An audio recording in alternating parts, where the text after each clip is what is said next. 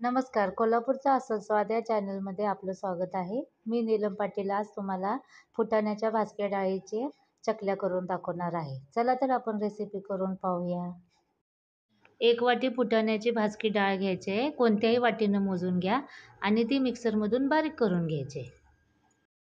चाळून घेतल्यामुळे डाळीचे जर कण उरले असतील तर ते आपल्या पिठात मिक्स होत नाहीत. त्याच वाटीनं मी 3 वाट्या तांदळाचं पीठ घेणार आहे. 1 2 3 हे सुद्धा आता आपण चाळून घ्यायचं आहे. याच वाटीनं आता आपण 4 वाट्या पाणी घ्यायचं आहे. 4 वाट्या पाणी घेतले, ते गरम करायला ठेवले एका बाजूला. झाकण ठेवायचं आहे. झाकण ठेवल्यामुळे आपलं पाणी पटकन गरम होईल.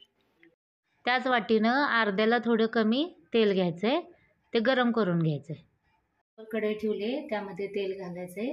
पूर्ण गरम करून घ्यायचं आहे तेल. निघायला लागलाय, गॅस बंद करायचा आहे आणि पूर्ण तेल थंड झाले की आपल्या पिठामध्ये घालायचं आहे. अर्धा चमचा जिरं टाकायचे, पावडर टाकली तरी चालेल. ओवा घेतलाय, तो आता असा हातावर घ्यायचा, थोडासा क्रश करायचा. 3 चमचे कसुरी मेथी घालायचे.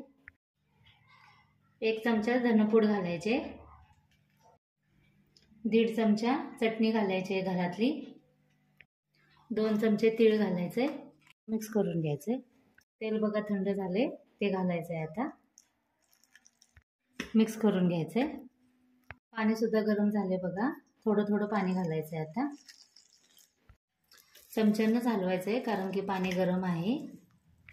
पीठ थोडं थंड झालं की हातानं मळून घ्यायचं. पीठ बघा आपलं चांगलं मळून झालंय. आता आपण हे पीठ 10-15 मिनिटासाठी झाकून ठेवायचं आहे.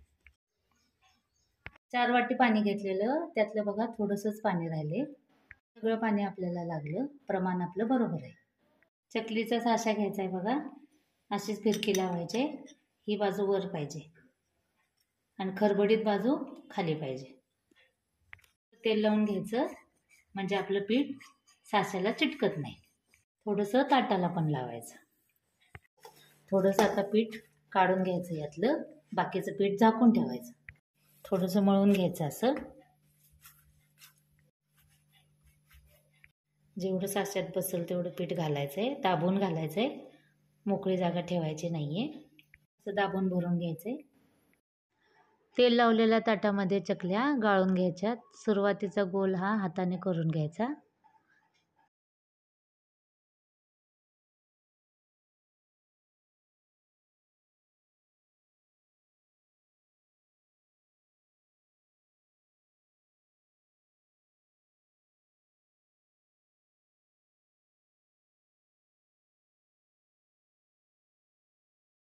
आपल्याला किती चकलीची साईज पाहिजे, छोटी पाहिजे असेल तर 2 फेर करायचे, मोठी पाहिजे असेल तर 4 फेर करायचे.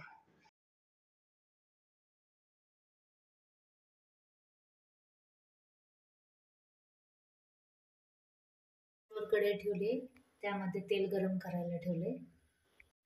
तेल गरम झाले का बघायसाठी थोडंसं पीठ घालून बघायचं आहे. तेल आपलं गरम झाले बघा. अशा आम्ही 5 चकल्या करून घेतल्यात. उलटण्याला तेल लावून घेतले बघा. उलटण्यानं चमच्यावर चकली घ्यायचे. सहज चकली उचलते बघा. हातानं सुद्धा सोडता येते, पण तुम्हाला हातानं येत नसेल तर असं चमच्यावर ठेवा. आपलं गरम झाले, त्या तेलामध्ये अशी सोडायची. चकल्या सोडताना गॅस मोठाच ठेवायचा आहे.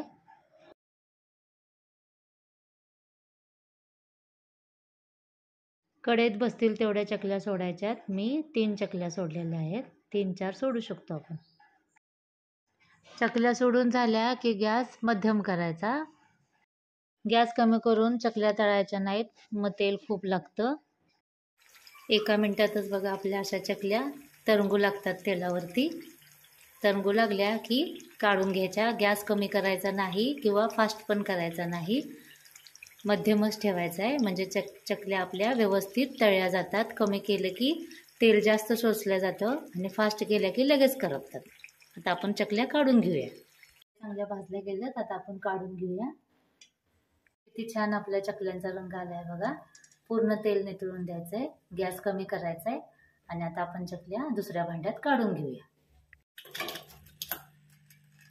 एवढ्या ह्याच्यामध्ये 50 चकल्या झाल्या बघा. किती कुरकुरीत आपली चकली झाली आहे बघा. अजिबात तेल लागत नाही हाताला.